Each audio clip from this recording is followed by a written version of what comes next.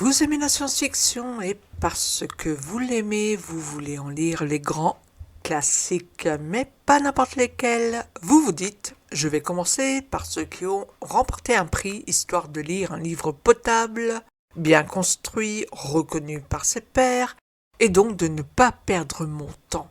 Le prix Hugo, c'est ça. Le prix Hugo, Hugo Award, officiellement intitulé Science Fiction Achievement Award jusqu'en 1992, est un prix littéraire américain créé en 1953 et décerné chaque année aux meilleures œuvres de science-fiction et de fantasy de l'année écoulée. Le prix Hugo est considéré comme l'une des récompenses les plus prestigieuses pour la science-fiction et la fantasy. La première convention mondiale de science-fiction, la World Science Fiction Convention, la WorldCon, a eu lieu le 4 juillet 1939 à New York, mais il faudra attendre la 11e convention, se tenant à Philadelphie en 1953, pour qu'un prix soit officiellement décerné pour la première fois. Cependant ici, nous allons revenir à 1939 avec les œuvres récompensées dans le cadre des prix Rétro Hugo jusqu'en 1953 et après nous passerons au Hugo officiel. Cette vidéo vous intéresse? Abonnez-vous, likez, partagez et commentez. Quel Hugo Award avez-vous déjà lu? Lesquels avez-vous aimé? Lesquels avez-vous détesté? Allez hop, c'est parti pour le classement après le générique. Une fois qu'on est décidé, faut le faire. Faut arrêter d'en parler, puis faut le faire. Faut tout bien mettre au point, hein, pas d'improvisation. Ah bah un petit peu quand même, non pour de... Ben non. 1939 avec Excalibur l'épée dans la pierre de T.H. White. Je n'ai pas lu le livre. On poursuit avec 1941 avec À la poursuite des slans de A.E. Van Vogt que je vous conseille vraiment de lire. C'est un classique de la SF. 1943, oui, il n'y a pas eu 1942. Bon, l'Hugo n'a pas été attribué. Il y a des années comme ça où ça saute, vous verrez. Avec L'enfant de la science de Robert Heinlein, donc on ne trouve plus le livre. C'était une nouvelle en fait, donc il n'a pas été réédité. 1944 avec Ballet de sorcière de Fritz Leiber, pareil, pas réédité. 1945 Shadow over Mars de Lee Brackett. Alors le livre n'a pas été traduit en France. 1946 avec La Mule. Alors j'ai mis la couverture de seconde fondation puisqu'on trouve la nouvelle dans ce livre-là. Mais ce qui a été récompensé au départ, c'est La Mule. Nous passons à 1951 avec Pommier dans le ciel de Robert A. Heinlein. À nouveau, auteur multi-récompensé dans les Hugo Awards, vous verrez. 1953, L'homme démoli de Alfred Bexter. 1954, on trouve Fahrenheit 451 de Ray Bradbury, un classique à lire ou que vous pouvez regarder sur grand écran puisqu'il y a eu plusieurs adaptations en film mais également en série. 1955, They'd Rather Be Right de Mark Clifton. 1956, avec Double étoile de Robert Heinlein à nouveau. 1958, The Big Time de Fritz Leiber, donc il n'a pas été traduit en français, ou qui a été traduit mais le livre n'est plus disponible, il n'a pas été réédité. 1959, avec Un cas de conscience de James Blish. 1960, avec Étoile garde à vous de Robert A. Heinlein, que vous connaissez mieux sous le nom de Starship Troopers. Donc vous pouvez regarder le film tiré du roman, donc qui a été réalisé par Paul Verhoeven. Très bon film au demeurant, le premier en tout cas. 1961, Un cantique pour Leibowitz, rien à voir avec le film Leibowitz des frères Cohen. 1962, encore Robert Heinlein, En terre étrangère. 1963, Le maître du haut château de Philippe Cadic, donc là aussi un classique du genre dont vous pouvez voir l'adaptation sur Amazon Prime. Très bonne adaptation que je vous conseille. 1964, Au carrefour des étoiles de Clifford Decimac. Je crois que c'est son seul livre qui a été récompensé par un award. 1965, Le vagabond de Fritz Leiber.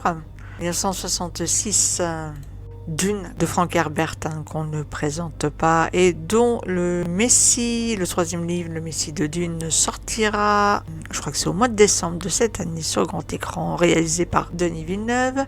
La même année, on avait également une deuxième récompense qui est Toile immortelle de Roger Zelazny.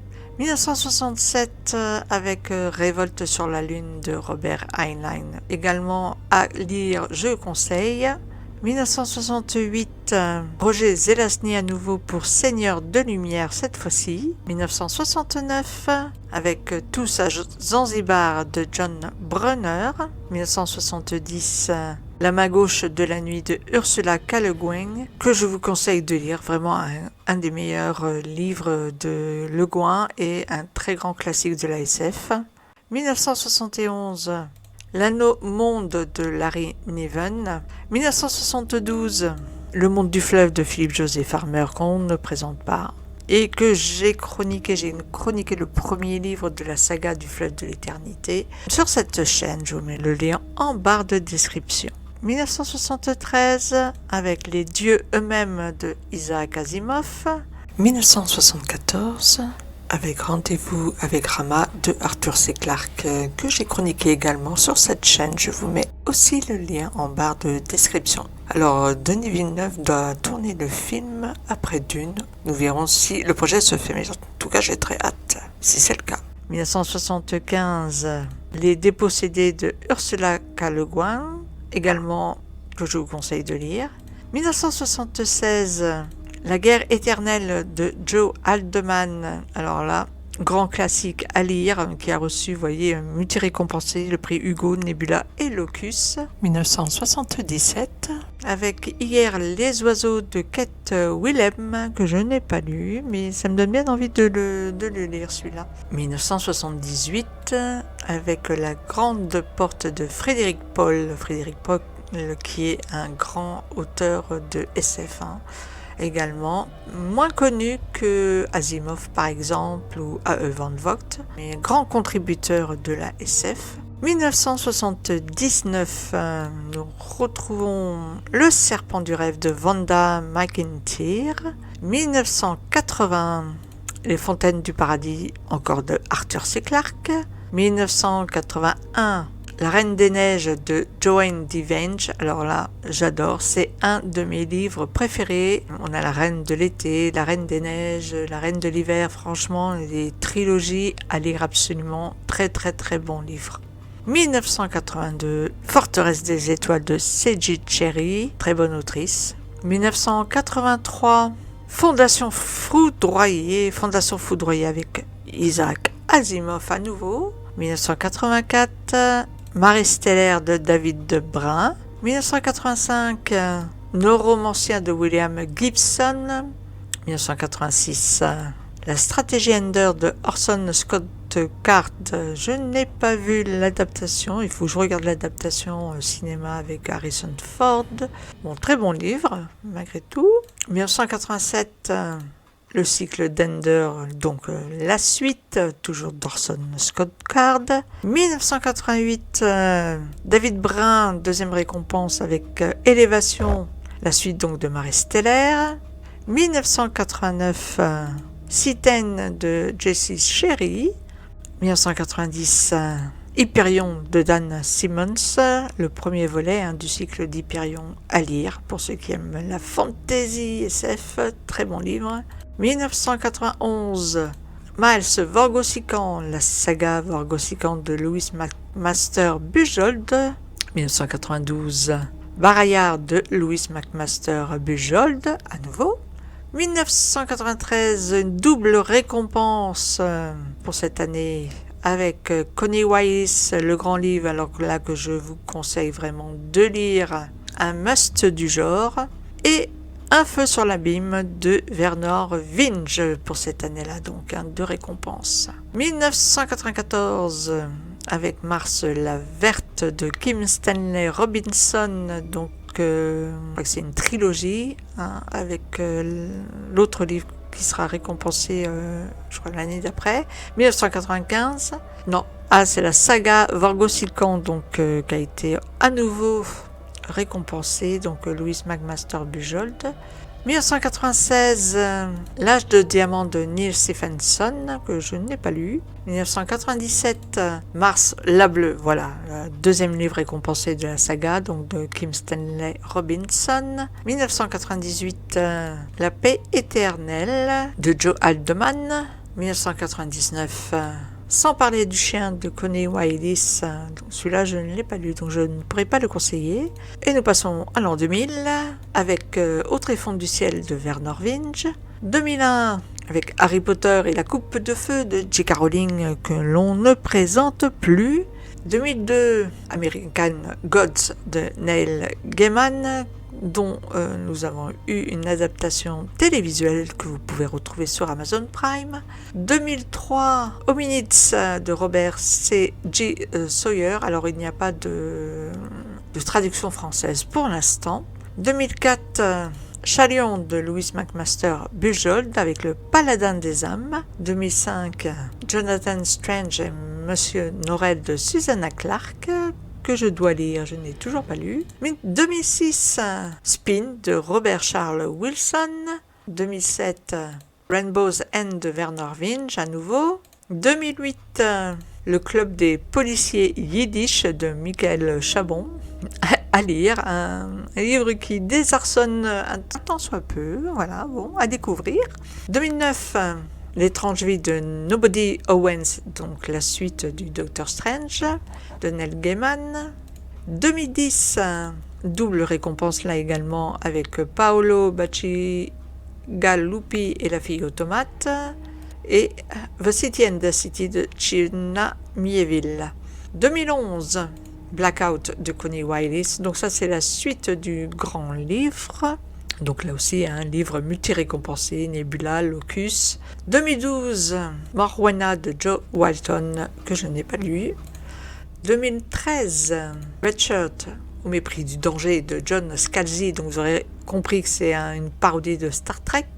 2014, La justice de l'ancillaire, des chroniques du Rash 1 de Anne Lecry. 2015, Le problème à trois corps de Liu Cixin, que l'on ne présente plus. On attend d'ailleurs la deuxième saison qui devrait arriver, je crois, cette année ou début de l'année prochaine, je ne me souviens plus exactement. Très bonne première saison. 2016, Les livres de la Terre fracturée, 5e saison de N.K. Jemisin. 2017, la suite donc de Terre fracturée avec ici La porte de cristal. 2018, et bien à nouveau La Terre fracturée avec Les cieux pétrifiés de N.K. Jemisin. Donc lui, il a eu les 3 Hugo à suivre pour sa trilogie. 2019, Vers les étoiles de Brandon Sanderson. 2020, Un souvenir nommé Empire de Arkady Martin. 2021, Journal d'un assassin, alors de Martha Wells, dont vous avez pu voir l'adaptation à la télé sous le nom de Murderbot, que je vous conseille, assez drôle, pas très bien joué, hein, les acteurs sont pas très bien connus, mais voilà, assez fun à regarder quoi. Les épisodes durent une petite demi-heure. 2022, Une désolation nommée Paix, Arkady Martin, donc la suite du précédent livre. 2023, Nettle and Bone, Comment tuer un prince de T. Kingfisher. 2024, La gloire à tout prix de Emily Tesh. Et nous finissons par 2025 et The Tantan Cup de Robert Jackson Bennett. Voilà, c'était tous les prix Hugo de 1939 à 2025. Dites-moi lesquels vous avez lus, lesquels vous avez aimés, lesquels vous donnent envie de les lire. N'oubliez pas de vous abonner à la chaîne si ça n'est déjà fait, de mettre un pouce à la vidéo, de booster si vous le voulez, de mettre un like bien entendu. Moi je vous retrouve très vite pour une nouvelle vidéo sur le bazar culturel. Allez, salut les amis, ciao!